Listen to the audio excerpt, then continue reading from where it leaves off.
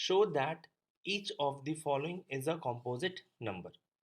The first question that you have is 5 into 11 into 13 plus 13. So from these two numbers we can take 13 common. Then from the first number we'll get 5 into 11 left, and from second number we'll get 1. So when we perform 5 into 11 plus 1 we'll get 56. So we can see that the number that is here can be expressed in terms of what product of two numbers, that is 13 and 56.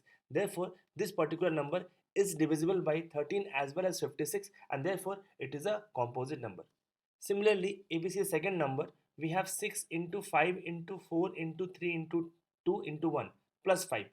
In these two numbers again we can see that 5 can be taken common. If we take 5 common, this is what is left with the first number, and 1 is left from the second number. So when we solve this we'll get 5 into 145. Again we can see that this can be expressed as what product of two numbers, and therefore it is also a composite number. Show that any number of the form 6 to the power of n, where n is a natural number, can never end with the digit 0. Let's try to understand the solution for this. If we have 6 to the power of n and it has to end with 0, then definitely it should have 1 5 and 1 2 as its factor, because 5 into 2 will give you 10, right?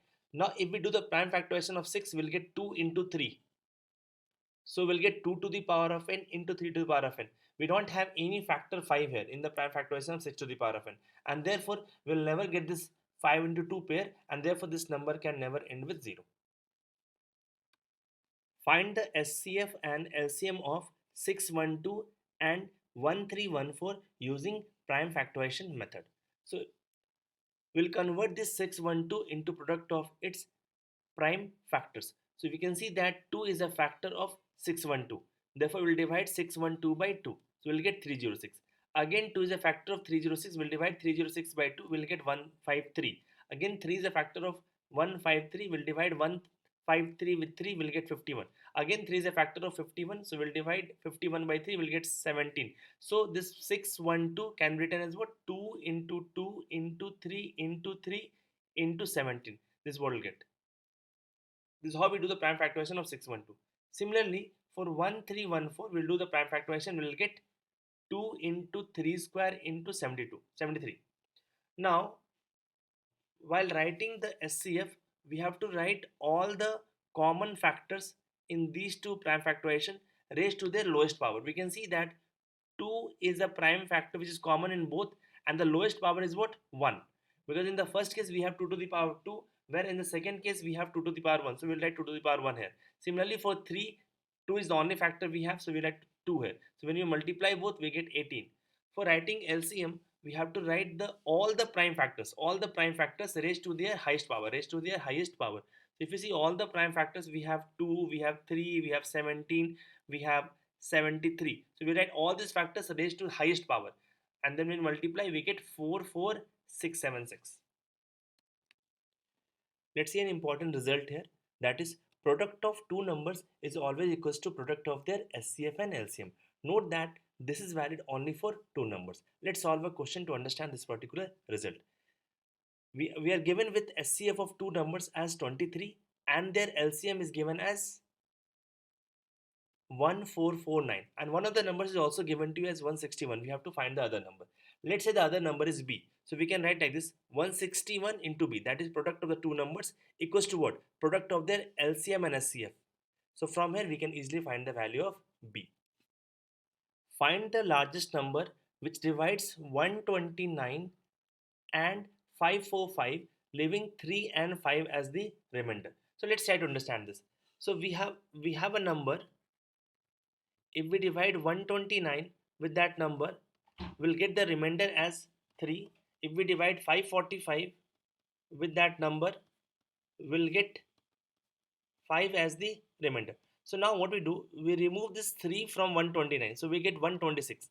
Now if we divide 126 with n, the remainder will come out to be 0. Similarly here, if we remove 5 from 545, we'll get 540, and if we divide 540 with n, the remainder will come out to 0. So the question converts to SCF now, because now remainder will not be there. We'll say that we have to find the largest number which divides 126 and 540. So we have to just find out the SCF of 126 and 540. This we can do with the help of prime factorization method. If we prime factorize 126, we'll get 2 into 3 to the power 2 into 7. Whereas for 540, we'll get 2 square into 3 cube into 5. For SCF, we know we have to write all the common factors raised to their lowest power. We can see that 2 is a common factor and the lowest power is 1 here. So we'll write this. 3 is a common factor and the lowest power is 2. So we'll write 3 square, and hence 18 is the answer for this question. Is Ravi and Shikha drive around a circular sports field. Ravi takes 16 minutes to take one round, while Shikha completes the round in 20 minutes. If both start at the same point at the same time and go in the same direction, after how much time they will meet at the starting point? So what you have here is, you have a circular ground here. Two persons start from the same point. One is Ravi, other person is Shikha. So they complete the circle. Okay, Ravi completes it in 16 minutes and Shikha completes 20 minutes. Okay, the question is, if they start at the same time, again when they will meet at the start point, right? So for this we have to find out the LCM of 60 and 20. When we find out LCM of 60 and 20, we get the LCM as 80. So what do you mean by 80? 60 into 5 is 80. It means what? Ravi will complete 5 turns, and when you divide 80 by 20, you will get 4. It means what? Shikha will complete 4 turns and they will again be meeting each other at the starting point. So that's the answer. After 80 minutes, they both will meet together at the starting point. Prove that root 3 is a rational number. We'll solve this question using the concept of contradiction.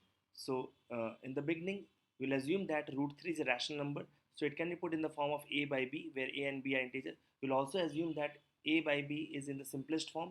It means there's no common factor between a and b other than 1. So we write root 3 as a by b. On a squaring both sides, we'll get 3 equals to a square by b square. So we'll get a square equals 3b square. So we can see that since b is an integer, so b square will also be an integer. So we are writing a square as 3 into some integer. It means 3 will divide a square. Since 3 is a prime number and prime number divides a square, so prime number will also divide a. There is a theorem given in the book with the help of which we can say this. So we can assume a as what? 3c.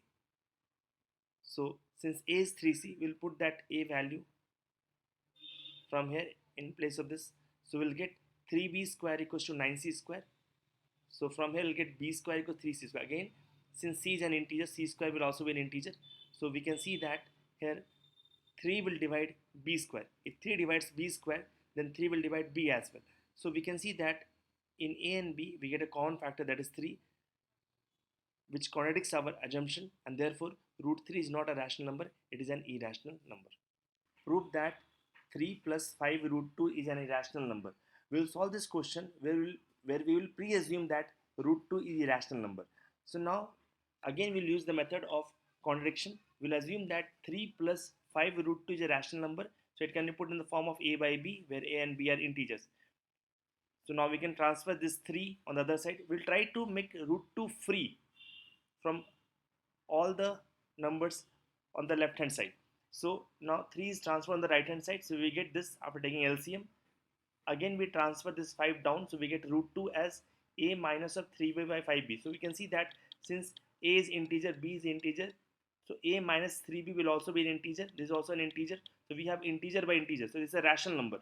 We know that an irrational number can never be equated to a rational number. Therefore, this is a false statement in maths. Therefore, our assumption is wrong. It is not rational. It is irrational number. Prove that root 2 plus root 3 is irrational. We will solve this question by method of contradiction. We'll assume that root 2 plus root 3 is rational number. Therefore, it can be put in the form of a by b. We'll transfer this root 2 on the right hand side. Then we'll do squaring both the sides.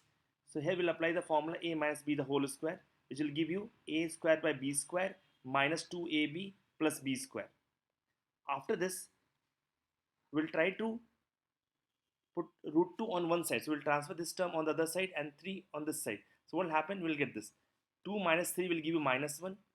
Now we'll cross multiply with b and we'll take 2a down. So we'll get this result. So we can see that on the right hand side, we are left with 2 minus 3 will give you minus 1. 2 minus 3 will give you minus 1. Now we'll cross multiply with b and we'll take 2a down. So we'll get this result. So we can see that on the right hand side, on the right hand side, we are left with 2 minus 3 will give you minus 1. 2 minus 3 will give you minus 1. Now we'll cross multiply with b and we'll take 2a down. So we'll get this result. So we can see that on the right hand side, we are left with